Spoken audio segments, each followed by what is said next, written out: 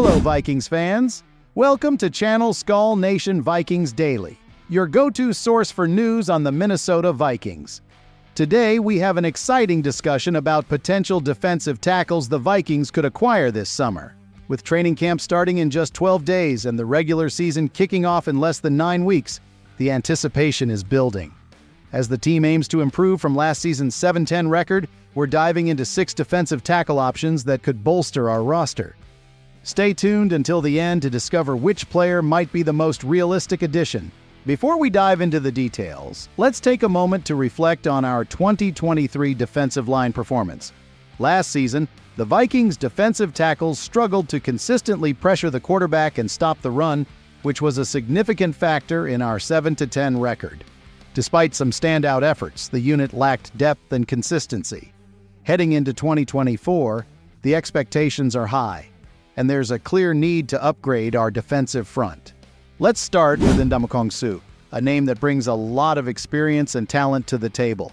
Su, who was pursued by the Vikings 2 summers ago, ended up joining the Philadelphia Eagles in 2022. Interestingly, he didn't play for any team last season and hasn't officially retired. This could be an opportunity for Minnesota to bring him in for one final run. Su's experience could address some long-standing issues on our defensive line, even if just for a season. But would Su consider joining a team that isn't seen as a top contender? That's a question that only time can answer, but it certainly keeps the door open for possibilities. Next up, Dakan Su from the New England Patriots. Su isn't a Pro Bowler, but his massive presence and familiarity with Brian Flores from their Miami Dolphins days make him an intriguing option. The Patriots have former Viking Armon Watts and Daniel Ekwale who can step up, which could make Su available for a trade, probably for a 6th-round pick. While he might not be a game-changer, he could be a reliable addition to our defensive roster, filling a gap we currently have. It's worth noting how Su's size and skill set could complement our current defensive line. Last season, we often struggled against power-running teams, and adding a player like Su could help solidify the middle of our defense. How would this change the dynamic of our defensive front? Imagine the difference a stronger interior line could make in close games. Moving on to Robertson-Harris from the Jacksonville Jaguars. The Jaguars recently drafted rookie DTs Mason Smith and Jordan Jefferson, which might push Robertson-Harris out of the rotation. A trade for a 6th-round pick could bring a dependable 3-technique defensive lineman to Minnesota. His consistency could add depth to our lineup, offering a solid option as we head into the season. Robertson-Harris could also bring a level of versatility that was sometimes missing from our defense last year. With the ability to play multiple positions along the defensive line, he could provide the flexibility that our coaching staff values. How might his addition impact our defensive schemes? This is an exciting possibility for the coaching staff to explore during training camp. Then we have Hurst from the Cleveland Browns. Cleveland drafted DT Michael Hall in the 2nd round this year, which might have pushed Hurst down the depth chart. While Hurst was re-signed in March, this happened before Hall's selection, so a trade might still be on the table. Given that Vikings general manager Kwesi Adofo-Mensah has strong connections with Cleveland's front office from his time there, the communication lines are certainly open. Could Hurst be the reinforcement we need?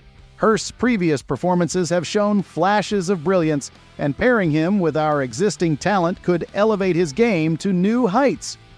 What kind of impact could a motivated Hurst have on our defense? Fans, imagine the disruption he could cause against our division rivals. Jonathan Allen of the Washington Commanders is another fascinating prospect. Acquiring Allen would undoubtedly make a statement.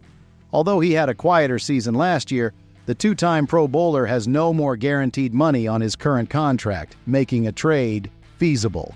Offering a 2026 4th-rounder and a 2025 5th-rounder could secure his services.